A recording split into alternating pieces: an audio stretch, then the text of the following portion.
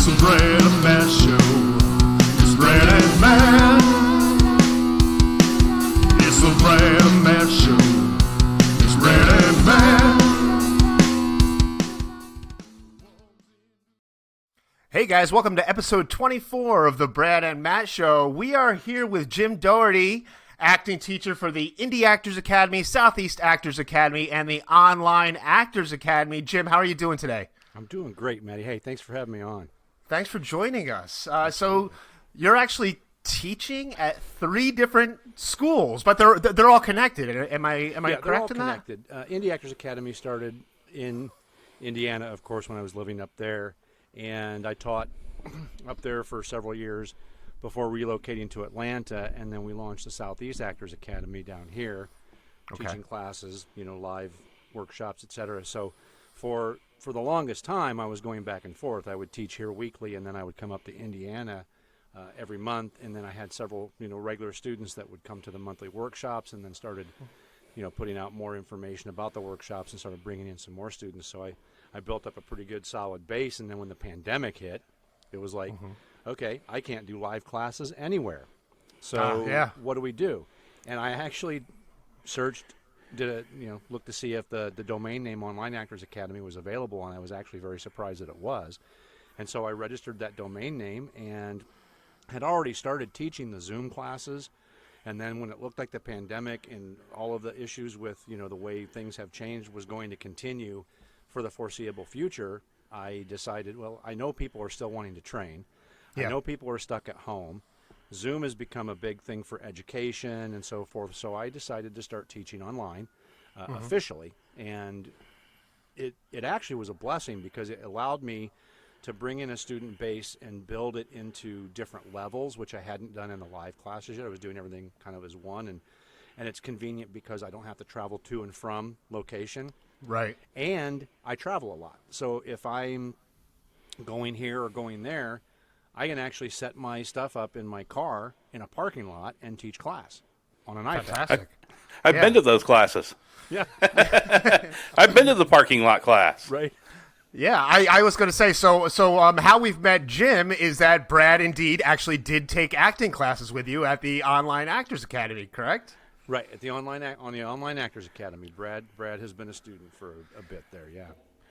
Well, I've been a pain in his ass more than anything. Well, every time I talk to Brad online, I tell him he reminds me of Brad Pitt and he needed to take some acting classes. So, right, Brad Pitt with a nice furry beard. Yeah, indeed. So actually, Brad, what classes did you take with Jim? I took the beginner's class, and then I moved up from the beginner's class to the intermediate class. Okay. Which is where I'm on a break right at the moment. And then you also took the filmmaking for actors class about creating your own content. Yes. So, yeah, because I've got a beginner's level class, which is people that are brand new or they're transitioning from stage to cinema. They want to learn how to work in front of the camera more effectively. So that's what the beginner's class sort of does, and it's about 1 or 2 months primer, get them ready to go. Then they move into the intermediate class, where we start working on preparing your work, getting in there and breaking down the script, analyzing it, figuring out what motivations are, what the characters want, what the scene is about, finding the emotional and behavioral core of the characters. And so every week, what we do is we work on those things, and then they end up taping assignments. And when they tape the assignments, they post it to we have a group on Facebook. They post it to the group on Facebook, and then we go and we can watch them as a class. The great thing about doing it online is if I'm trying to illustrate a point about a certain kind of technique or camera presence or hitting marks, staying within eye lines and those sort of things, I'm able to pull up scenes from great actors that are doing that kind of work and saying this is the concept that I'm referring to. Watch how this actor works in frame. Watch how crazy they get energy-wise, but yet still are so disciplined because they know where the camera is. And they know that it's got to translate through the lens to the audience so the audience can have the experience that they're meant to have with the story. Would you say that it being an online forum helps your students with that? I mean, because we're on a camera while you're teaching the class. Right. Would you say that kind of gives them, I guess, a visual reference, right? It does. It's helpful in that sense because when you do the live classes in the classroom, oftentimes they're working with each other's energy. They're doing scenes together. We don't always have the camera on in the live class, but in the class, online, their assignments require that they utilize their camera every week. Right. They're also learning to self-tape. They're learning how to do that. They get an audition. They've got a self-tape to send it into casting. So they're improving their self-taping setup. At the same time, they're also working on their skill sets. Right.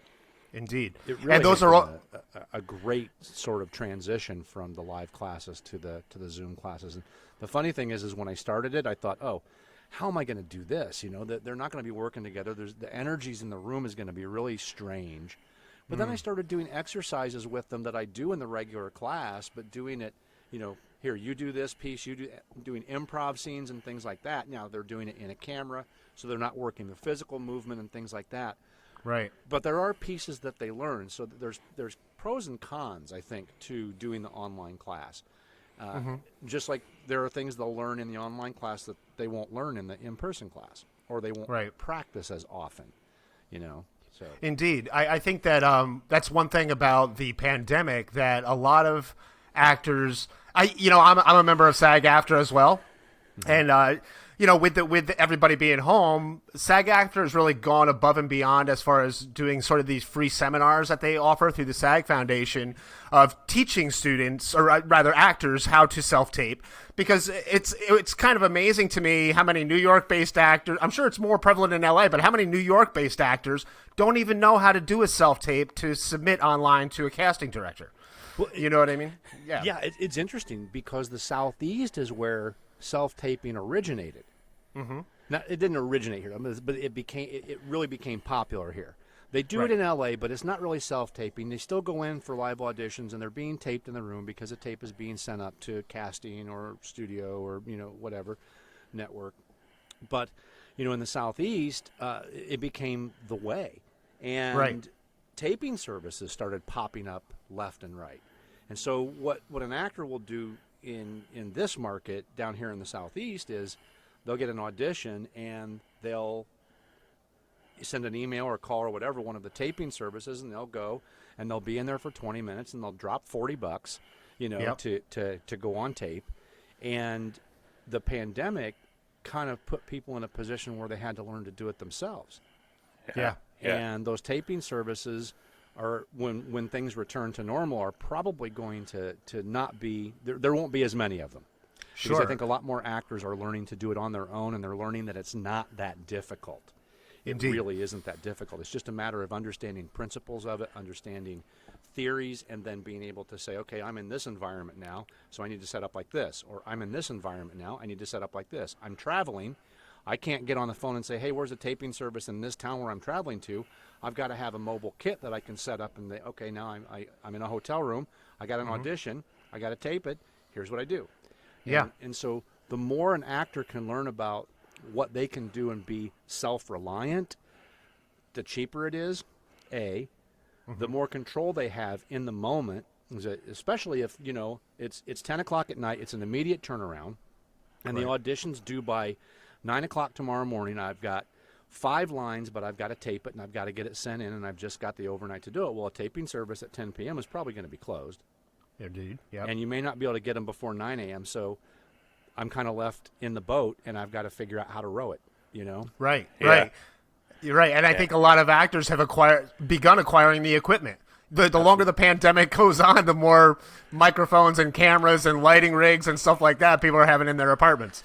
Well, even in casting, there are jobs that in the beginning of the pandemic they were still casting, but they were for commercials, and what they were doing is they were casting actors who have knowledge of the equipment, and they're shipping the equipment to the actor's house, having the actor set up, light, coaching them through, taping their part of the commercial, and then sending the footage, and then sending the equipment back. That has become a fairly popular way of getting some things done.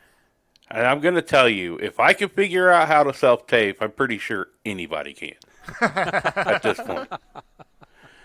So, Jim, let's rewind a little bit. All right. And so I read that you were in over 300 theaters involved in that. Productions. And So I count everything from my junior high school, very first thing I ever did, all the way up to the very last thing I ever did. I lost count at 300, and that was 10 years ago. Wow. wow. So, Wow. That's you know, amazing. and that's all on stage, and I've done several more where I've done behind the scenes. You know, Right. I was one of those firm believers that if I really want to work in this industry, I need to learn everything. Right. And so, Yeah. you know, I was 7 years old when I decided I wanted to be an actor. And Nice. when I got into high school and theater, I started learning how to do lighting design, set design, you know, Yep. everything necessary, audio work. And as I moved into film, I started learning editing and cinematography and even website design, Right. graphic design. I don't hire anyone to do any of the work for me for my own promotions. I do everything myself. I've spent a lot of time, you know, and made a lot of mistakes learning That's all what. that That's stuff. that's the best way to learn, right? Yeah, exactly. It's trial by fire, right? Yeah. Right. So the transition from the stage to behind the camera was your first work. Was it being a stuntman? Well, my first professional job working on a Hollywood film was stunt work. I'm sorry, that was my second job. First job was background, and it was in Heaven is a Playground, except I never got on camera because I got hired. I showed up that day. I waited and waited and waited for hours and hours and hours, and then they sent us home. Wow. So, Hey, Brad, does that sound familiar? Yeah. Matt Like- just did that Wednesday. Literally, Jim, the same exact thing happened to me on Wednesday. Did it? I went and sat in holding for 8 hours. I got a lot of reading done. They put me in the costume and everything. I sat there, and next thing I know, they said, "You're wrapped." I said, "Okay, bye." You know? Thanks for paying me for doing nothing except reading a book all day. I'm like, "You got my mailing address for the check, right?" Yeah. Yeah, and so my second professional job that was, Hollywood type, was Nora Ephron's movie Michael with John Travolta. Mm-hmm. And Yeah. I got the Chicago stunt team that was at that point in time run by John Hicks Pierce. The Chicago stunt team is no longer. Asylum Stunts has kind of taken that mantle because a lot of those guys were with John. But they hired the Chicago stunt team to do precision driving for some of the scenes in Michael. If you remember, when he started losing, this goes way back if you've even seen the film, he starts losing the feathers on his wings, and they know he's like in dire need to get, they want to get him to the Sears Tower was the whole point, to get him at the highest point that he could get so he could get as close to heaven, I guess. Yeah. Right? So they're driving from wherever they are outside, highway into town, and then all this, driving through town to get to the Sears Tower. And we shot, underneath the L, lower Wacker, just a lot of really cool stuff. And then we went out, Michigan Avenue was the most fun because we would do rolling blocks. We worked in real traffic. So wow. The cops would cut off at Water Tower Place, would cut off a whole bunch of, not cut off, but stop them. We would come out and stage our cars in positions that would prevent the normal traffic from getting into the shot with the picture car. Our job was to stage ourselves so far apart that cars couldn't pass or get between or whatever. And so we would just roll and go up to another road, turn around, come back, restage, and do it again. And that was a lot of fun. None of that got into the film. The only shot that ever got into the film that I was in was one of the shots on the highway, and it's just a boring driving shot. And all the other cool, fun stuff we did, they didn't use, but maybe a dozen shots out of probably the 50 that we did. So it was great. It was fun. It was so much fun. But that was my first professional stunt gig. So how long did you do stunts? I have been doing them since 1988. Wow. Wow. That's when I started training. We did a lot of live performance stunt work. We traveled around the country. We did Atlantic City. We played, Pontiac. We did Pontiac, Michigan. We played in was it the Silver Dome or whatever it is there. We did big, what are the shows? Not like Broadway shows, but when they bring in products and stuff, corporate type events and things like that. Right. We did a corporate party once that was so much fun because all the guys, there's a bunch of families and kids, and this kids train that would run around, and we would put up the scenario. We were doing like the robbery and everything, and one of the guys would end up falling down behind the train when it takes off, and they'd grab the train and be drugged down the floor, So we just had a lot of fun quite often, and we worked on all kinds of surfaces, anywhere from grass to marble, and it's just we did a lot of live fight scenes, and then I moved into doing more of the film work and stunt coordinating, and I still every once in a while I got hired to do Ozark as an actor who could do stunt work, and I'm in episode 5 at the opening when the preacher comes in and there's a flashback robbery scene in a convenience store.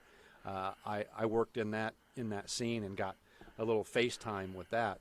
Nice. And Chicago PD was a great one. I got hired on Chicago PD, and part of the gag with that character was LaRoyce Hawkins comes in and takes the character and grabs him and drags him over and dunks him into a 50-gallon fish tank to try to get him to talk. And so I got hired to do that, and I show up, and Tom, the stunt coordinator, walks up to me and says, you used to be one of John Pierce's guys, didn't you? And I'm like, well, yeah. He goes, yeah, I remember you. And so we talked for a bit, and he goes, how do you feel about doing this gag yourself? And I said, I think it'll look better on camera because you'll be able to see my face underwater. And he goes, okay. He goes, well, so-and-so is here. I don't remember the guy's name, unfortunately. He's here. They got him all, wardrobed up and ready to go in case you need to take a break or something. So I had a stunt double for Chicago PD, and the guy got paid to hang around all day and watch me do my own gag. But it was fun. That was one of my favorites. But I still coordinate. I still do some minor stunt work now and again. But I'm 57 years old, so I don't do a lot of it. I don't fall off of things or do any of that stuff anymore. I'm too old and brittle. With that being said, how many times have you been hurt? Really, only a couple of times. Really? We were very careful about the training. We, of course, bruises and stuff like that. Hand gets hurt or whatever, doing stick fights and those kinds of things. But I've only ever had any serious-ish injury twice. One was a pulled ligament in the back of my neck because we were doing a flip gag, and I'm flipping a guy, and as he's going, he's supposed to break across my back and slow himself down. But what he did is he hung onto my neck. And he pulled my neck down with him, and I tore some ligaments. And then the other, we were in Atlantic City, and John Pierce, our stunt coordinator, and I are doing a pole fight, and we're rehearsing the pole fight. And he's supposed to swing the pole under my feet, and I'm supposed to jump. And either I didn't jump high enough, or he didn't go low enough with the pole, but he whacked me on the pinky toe through my cowboy boot, and you could hear it crack, and I could feel it. And I landed, and of course I had to limp a lot, and I finished the rehearsal, got back to the hotel room, took off the boot. The toe was just all red, and it was really bad. And I'm like, okay, we got 8 shows to do, and I've got a messed up toe. So yeah, I was going to say any stunt person I've ever met, they always tell me, yes, I've done stunts, and then the next conversation is the list of injuries they received over the years. Yeah. The great thing is I never did a lot of major stunt work. Mine was a lot of hand-to-hand combat and a lot of teaching. I was. There were 4 of us that were the first students that John had when he had moved to Chicago. He came from the old Tucson movie location in Tucson, Arizona, where they did all the cowboy fights and all that kind of stuff. And we trained in a martial arts school, so we learned all the cowboy fight stuff first, and then we started incorporating the martial arts work into it. But the 4 of us really kind of took on, and we were there for years. I was there almost 9 years. Wow. Every day, or not every day, but every week we'd have a class. We'd bring in some new people. I ended up being one of the primary instructors. John would take the more advanced people. I would take the beginning people, teach them, and so forth. And that's where Asylum formed. Asylum came out of some of the guys that I taught when they came in, when I was just getting ready to leave. And then I left town, and John's thing disbanded, and then Asylum Stunts took over, and I've done some work with those guys as well. Really super cool dudes. Nice. Now you had mentioned you mentioned that you guys were employing some of the martial arts techniques to some of the stunt work. Right. But when I read your bio, you mentioned that you actually apply some martial arts techniques and perhaps philosophies to your approach to teaching acting as well. Is that right? Yes. The system that I did martial arts in, because I also did martial arts and I managed the Deggerberg Academy in Chicago for about 5 years for Fred Deggerberg, the owner of the school. And as we were working on the martial arts, we learned, a lot of the June Fon JKD type system, the Bruce Lee type of thing. The Deggerberg blend is what it is called in the school. It's a different set of arts, but it's the same concept, which is you learn from as many different resources as you possibly can, and then you take what works for you, for your body type, for your energy, for the way you move and flow, and then you discard the rest so that you create your own unique approach to the martial arts. And acting-wise, if you look there's so many different systems out there. You got Stanislavski's system, you got the Michael Chekhov system, you've got Avakan Chubbuck, you've got, Larry Moss, you've got all kinds of people, Meisner. And so all of them have tools, and all of them have the bottom line of getting to truth. And presenting truth to the audience. Right. And some people will take the technique that comes out of Stanislavski, the more internal psychological work, and they really take to that really well. Some people, they don't take well to that at all because of past life trauma or what have you, and it's too tough for them. But they can get to that same emotional place by using an external technique, a physical technique, like might come out of Michael Chekhov's work. And so I think it's important for actors to be introduced to multiple systems, understand different tools that can be used from multiple systems, and then kind of find their own way. And that's what I have done, and that's kind of how I teach. I sort of bring in exercises, try to help the student learn, how to get to some kind of place where it's genuine and real and feels authentic. Yeah. So that they can deliver that to the audience. And it's like, okay, this isn't working. Let's try this tool. This isn't working. Let's try this tool. And that's what I really feel like that multi-pronged approach is better because it gives the student more access to more things that can help them get to where they need to go, and they become a stronger actor as a result of it. I agree. Are you familiar? You're familiar with David Mamet's Practical Handbook for the Actor? Mm-hmm. Yeah. So him and William H. Macy started the Atlantic Theater Company here in New York City. Mm-hmm. And, I read Practical Handbook years ago, but I think that was one of, kind of similar to what you just said, that was one of Mamet's main philosophies is that, like, okay, learn Stanislavski, but learn it and let it go. You know what I mean? Like, to have your head all in the method, technique, and stuff, for some actors can really screw them up when they're on stage. They're thinking about their technique instead of the actual truth of the scene, instead of reacting with their fellow actors and being present in the moment on stage or on camera. Yeah. And I think actors oftentimes will get so into their own head that they're constantly thinking about the technique and about, something to do with how they're performing as opposed to the moment and the truth about the connection to the other character in the scene and running that true inner monologue. So it's easy to get kind of in that trap. I love, the philosophy Laurence Olivier had, which is, before I go on stage, I forget all my lines. And there's such a beautiful simplicity to that. The whole idea is you prepare enough that you are ready for whatever happens. And if you've prepared enough, when you need the words will be there. But the truth is about the connection and relationship between the characters, and that's what the audience relates to. That's where they have their experience. Anybody can deliver a line, but not anybody can deliver a line and find truth in the behavior and emotion that an audience member will look at and go, I relate to that. Yeah. You actually remind me of another funny Laurence Olivier story, which I'm sure you've probably heard, the famous Marathon Man story with Dustin Hoffman. Yes. Yeah, I love that story. To anyone, to anyone who doesn't know the story, Dustin Hoffman and Laurence Olivier apparently they were on the set of Marathon Man, and the scene was Dustin Hoffman's character had to be up all night, and I think he was hungover in the scene or something like that.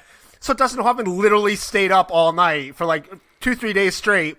And he showed up to set and he looks like shit. And Laurence Olivier looks at him and says, "Man, what happened to you?" He says, "Oh, I'm getting into the character, and this and Once Olivier looks at him and says, "Why don't you just try acting?" You know, Yeah, exactly.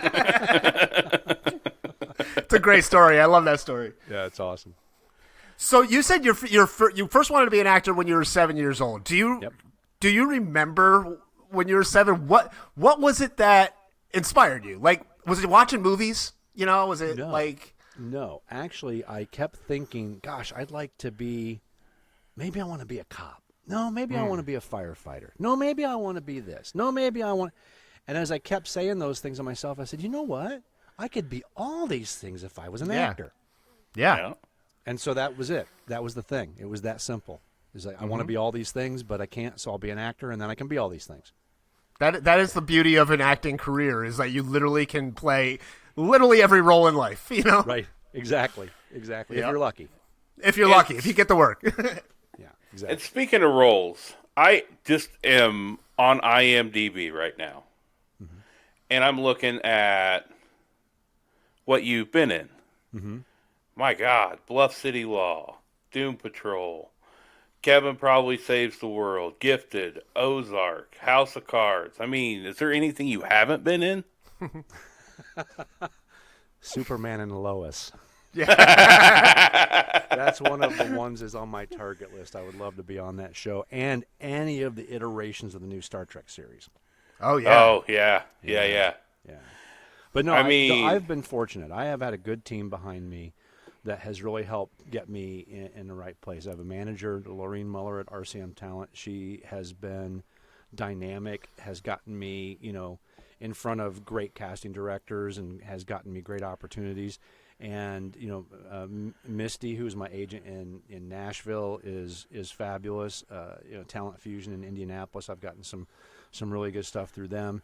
So I'm really pleased with the team that I've got, because this is a thing. I couldn't have gotten those things on my own. I am grateful for the opportunities that have been presented to me, and I'm grateful for the fact that I've spent the years I've spent preparing and training and so forth, so that when the opportunities did come, I was ready to meet it. Right. And I think that for any actor, that's really what it's all about. Is I'm a big fan of Tony Robbins, and I like the saying Tony Robbins says, "It's better to be prepared for an opportunity that doesn't happen than to have an opportunity and not be prepared." Yeah. Good advice. Yeah, and that's absolutely. why we train. Yeah.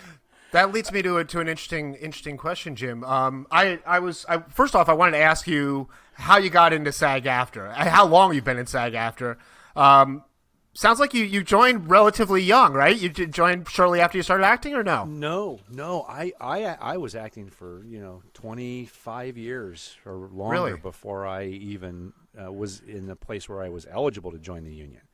Okay. I did a film back in 2003 or 4 or 5, I can't remember, called Fire from Below with Kevin Sorbo. It's a Sci-Fi Channel original film, and it was done under a SAG contract that qualified any speaking role that was non-union would be Taft-Hartley'd, and you would get your eligibility and so forth. So that's where my eligibility was supposed to have happened, and there were some weird things that happened with the producers and so forth I won't get into.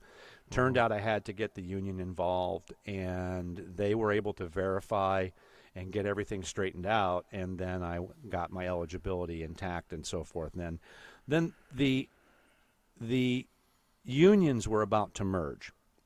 Right. And I had 2 people that were, local office executive directors that talked to me and said, what you really should do, because the merger is about to happen, is instead of paying the SAG fee, go into AFTRA's office in Cincinnati and join AFTRA.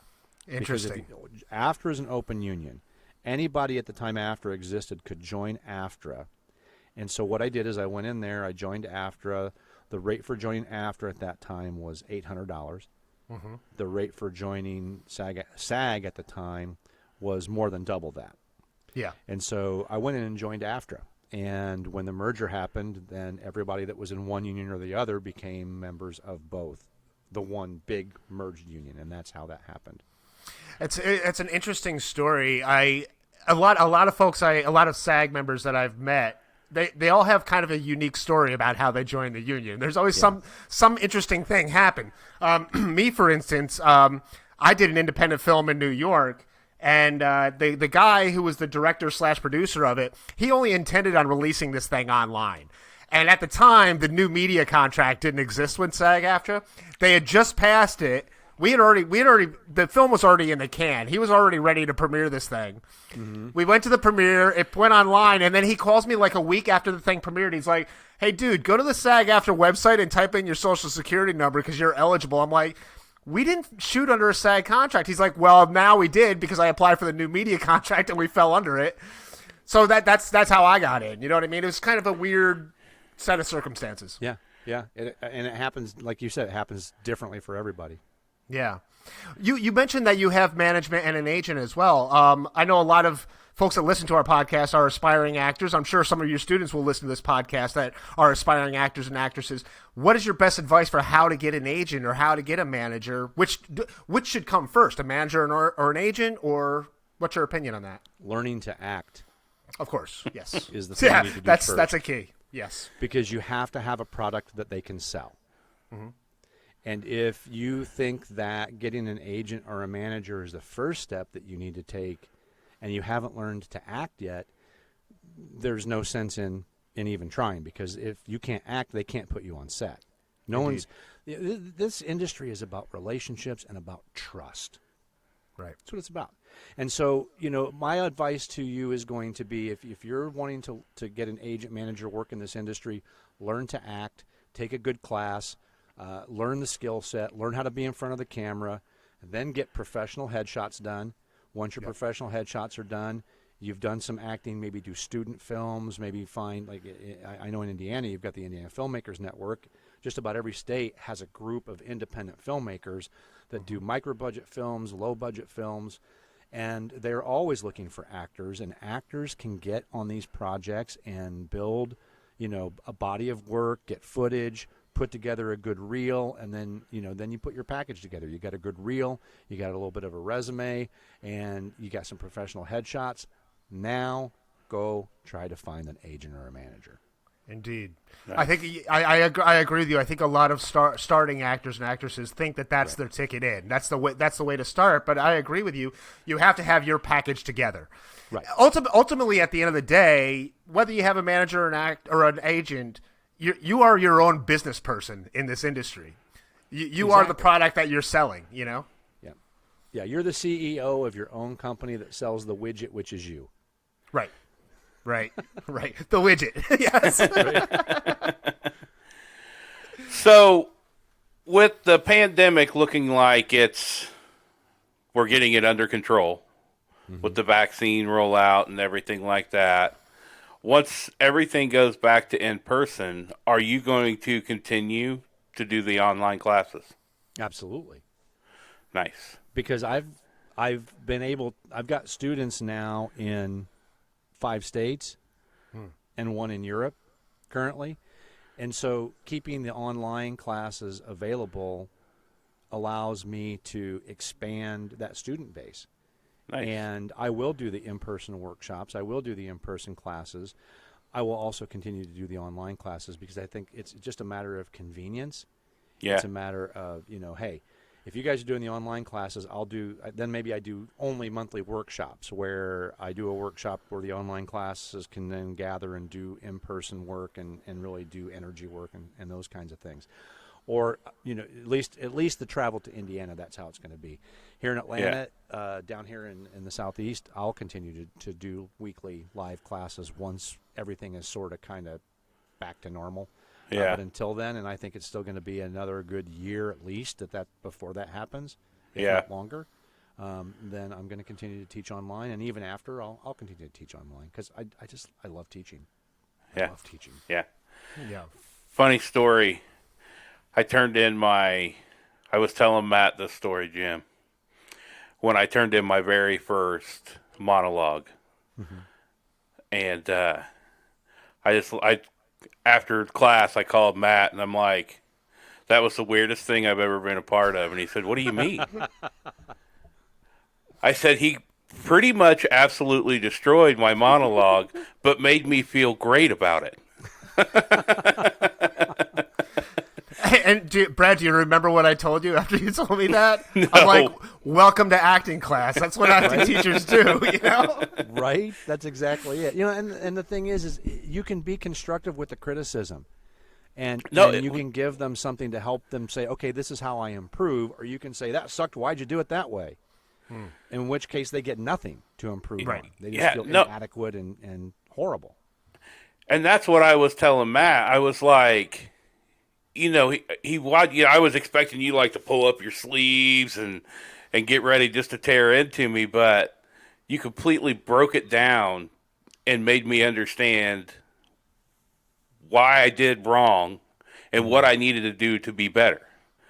And it was great. It was a great experience. And anybody that's listening to this that's thinking about acting, definitely look up Jim's classes, Online Actors Academy. He's great. Well, thank you. Yeah. I think, first off, I've always had this opinion, and Jim, I'd like to get your take on this. Acting classes are good for actors, but I think acting classes are good for pretty much anyone. You know what I mean? Especially like a lot of folks maybe in the corporate realm, you know, the public speaking and whatnot. And anybody I know who's taken an acting class, you kind of learn a lot about yourself. You know what I mean? And then there's the technical aspects, learning how to project your voice or speak clearly and whatnot. But it's also sort of self-reflection, right? And I think that's valuable for anyone. Well, it has to be. You know, one of the things that we discover in actors as we grow and as you learn and as you get better at the craft is you start to discover blocks that you have as a human being to behavioral or emotional things that you need to be able to access in order to deliver truthfully the human experience of a character and serve the story. And so it is sort of like therapeutic, and you have to kind of really dig into yourself, and you have to look at what makes you tick. Why can't you access this emotion? What things happened when you were being brought up that conditioned you to block access to this emotional state? And guys especially, have a very difficult time crying because of all of the social messages that they're given as they're growing up. Dad said, hey, you got to be tough. You can't cry. Don't be a big sissy, and they get all that. Then they want to go off and do something like be an actor, and they get a character that's got someone in their life that's died, and they've got to have all this emotional content to deliver so that the audience can relate to it, but they can't access it because they've got this block.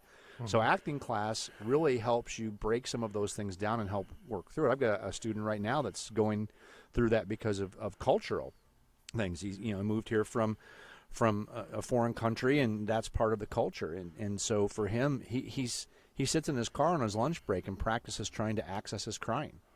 Interesting. And I find that interesting because he wants so badly to be good at what he's doing that he's really doing a lot of self-examination. I do exercises with students in the class where I'll set two actors across from one another, and I'll have them say, okay, I want you to tell the other person a very intimate story of something that happened to you in your life that you've never shared with anybody before. And, we've had a lot of catharsis when things like that go on. One of my favorite exercises, we do a Coffin Monologue. And I do this about once every 6 months or so, and that's where the student will sit in a chair in front of the class with an imaginary coffin in front of them, and the person in the coffin is someone that they know, whether alive or dead, but they have something that has always been a tension point between them and something that's been unsaid that they've needed to say. And now's your last opportunity to do that. Right. Go. Wow. And so it becomes a very self-reflective experience because it's not about acting, it's not about doing improv. It's about speaking the truth to someone that you've never spoken before.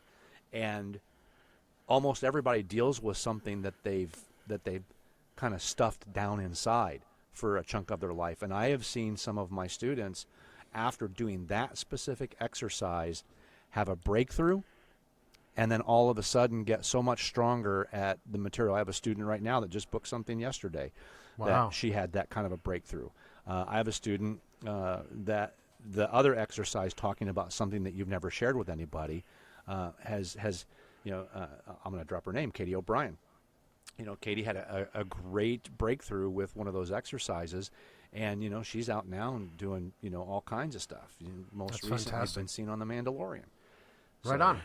You really have to, as an actor, you really have to be in touch with every bit of your soul if you can.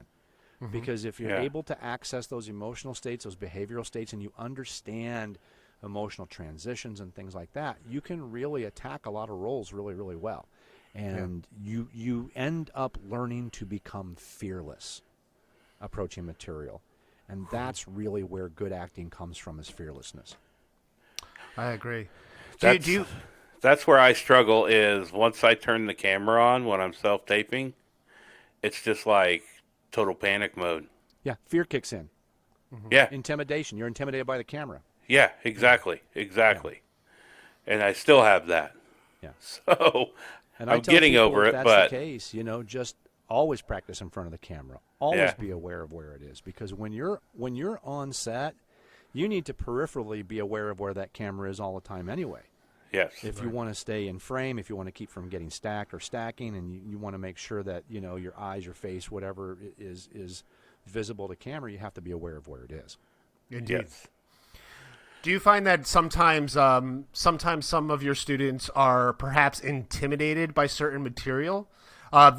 For instance, do you guys do any Shakespeare work? You know what I mean? I remember the first time I was tasked with doing a scene from Shakespeare, I was completely intimidated. Yeah. Oh, for a muse of fire that would ascend the brightest heaven of invention. Yes. We did that. The prologue to Henry V was one of the exercises we did in class, and that was a tough one for people because it is about the language. And I use Shakespeare sort of as a tool to really bring the point home about subtext.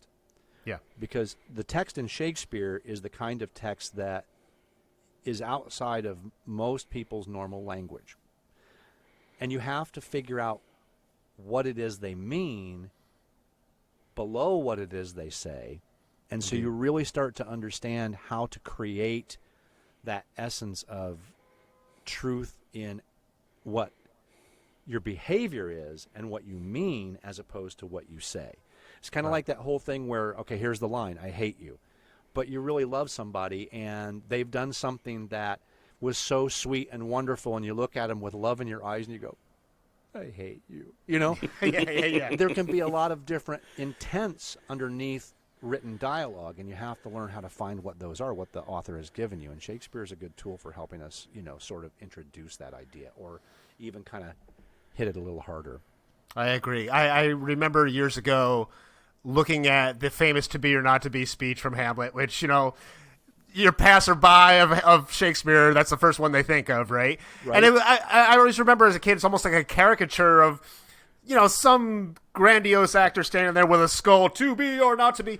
But then you really read it and you realize that that Hamlet himself, he's questioning his own existence. And that's as universal today as it was back in Shakespeare's time, So it's funny because that specific speech, we also, not too long ago, we looked at that, but we studied it.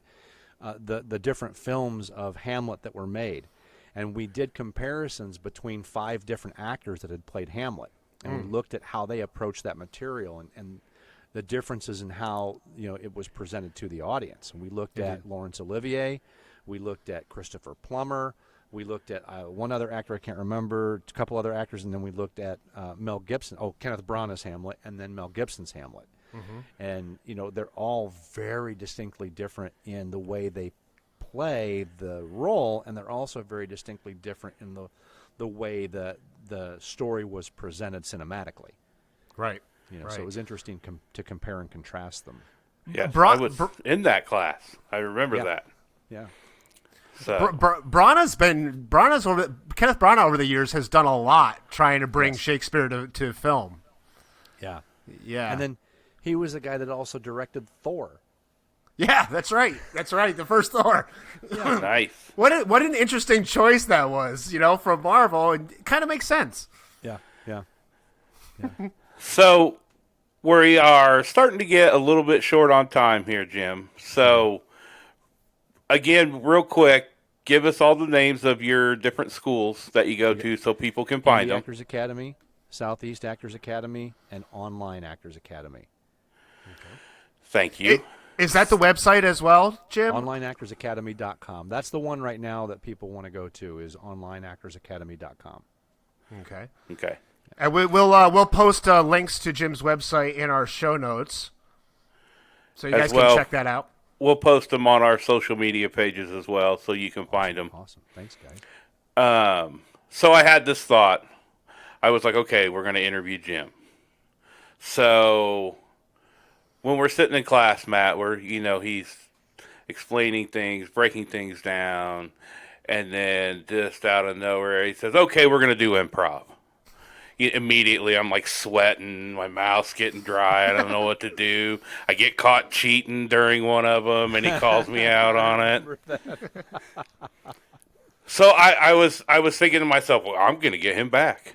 It's on my platform now. I'm going to get him back. We're going to make him do improv.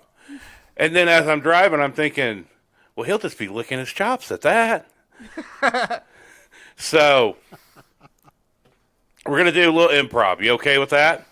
Sure, why not? Matt? You gotta do it, Matt. I don't care. Yeah. I actually haven't been in an improv class in years, but let's do it. So the scenario I thought in my head is that we were 3 bank robbers. Okay. Things went horribly wrong, and we're hiding in the basement of a bank while the cops are upstairs, and we're trying to figure out how to get out without getting caught. Okay. Okay. And well, Jim, you're the guest, so we'll start with you. Okay. Here we go. You ready? All right. What? How many What is of it? them do you think there are? I don't know, but you guys both know that the car is still running, right? Yeah. We're just supposed to be in and out. What happened? I know. We're running out of gas. Yeah. In the car. I know. That's outside in the alley. We got to figure a way out of here. Well, the cop cars pulled up the front of the bank. So, is there a way to get out? Is there a back way out of this basement? Did you find anything? You see anything, Brad? There's only one way in and one way out, but there is a door down the hallway. So I think what's going to happen is one of us is going to have to give ourselves up while the other 2 get away. What's in the door down the hallway? It leads out to the alley. Brad, I nominate you to give yourself up. Why me? Why can't it be Jim? Wait, what do you want to give me up for? Brad, you were supposed to download the blueprints to the building, and you only found one other exit? Listen, it wasn't my idea for this bank. It was Jim's, so I think that's why Jim should be the one to give himself My up. idea for the bank, but you're the one that was supposed to get the blueprints. And I talked about holding up an ATM, not a bank. So what's up? Awesome. That was awesome. That was fun. That was Those fun. are always fun. By the way, now that we recorded that, I'm going to write that down, and that's going to be the seed of my new screenplay. Is it? Make sure you give us writing credit. Of course, indeed. So, Matt, just to give you a little quick background on the cheating thing, he has this thing he does with improv where you have to do the alphabet. Yeah. Where, The alphabet game, the alphabet, like you would start with the letter C, and then I would go and have to start with the word with the letter D, and then so on and so forth. And so I wrote down the alphabet on a piece of paper, and I was looking at it and following along. And when we got done, Jim was like, "Did you write down the alphabet on a piece of paper?" And I was like, That is great. That is classic. Because he was so good at it, and I kept seeing him glance and try not to be caught glancing down to see what his next letter was going to be, and so the point of the exercise, because it's a great exercise, I love it, is it forces you to really actively listen to the other actor and think ahead, because you have to think of your next letter. And the funny thing is everybody knows the alphabet, right? But when you start doing this exercise, you forget it. Of course. until you get real familiar with the exercises. It's such a fun exercise too. Oh, it was so fun. It's interesting. Brad and I, since we started the Brad and Matt show, we kind of subscribe to a lot of sort of podcast industry news to try to keep up with what's going on there. And right now we're seeing a lot of folks are doing workshops literally to do improv, exercises. It's good for podcasters as well. Different guests and whatnot. It's good to be able to rap off of somebody. You know what I mean? Right, sure. Yeah. Well, Jim, I want to thank you so much for coming on the show. It was an absolute pleasure. Yes, thank you, Jim, for joining us. Hey, thanks for having me. The time went by so fast. It feels like we've only been here for like 5 minutes. Time flies when you're having fun. Well, when you guys, you guys are going to get back into in-person classes when it is safe to do so, right? Yeah, I'll get back into in-person classes when it's safe. I think the students want that. I like the interaction. I like having the live class because we can really focus on getting some of the good physical work done. We have a harder time doing that, online because everybody's sitting or laying down or what have you. They're in a comfortable environment. But I really want to get back to doing a lot of the physical work with the students. Indeed. Yeah. Well, Jim, we'd love to have you back on the podcast when those in-person classes begin again, and you can talk a little bit about that, about what it's like after the pandemic to literally seeing your students in person once again. Sure, anytime, man. And there's one more thing that I want to ask Jim about that I want to put out there for him. Jim, as well, does professional headshots. Mm-hmm. Oh, nice. If somebody wants professional headshots, where can they find you? Okay, in the Atlanta market and in the Indianapolis market, I also do some in Nashville and Cincinnati, kind of in between Atlanta and Indy. I have jimdphotography.com. Okay. And you can go there and you can look at, the headshots. You can see samples and what the packages are and so forth. Okay, cool. Excellent. We'll put that link in our show notes as well. Jim, thanks again for joining us. Ladies and gentlemen, Jim Dougherty with the Indy Actors Academy, Southeast Actors Academy, and the Online Actors Academy, which you can access on your local web browser. Jim, thanks again for joining us, man. We'll talk soon, all right? Hey, thanks Mike. Jim. Brad. Thanks for listening to The Brad and Matt Show. Check out our YouTube channel for our video interviews with our guests, as well as additional bonus content. And be sure to follow us on Facebook and Instagram at The Brad and Matt Show and at The Brad and Matt 1 on Twitter. It's the Brad and Matt Show. It's Brad and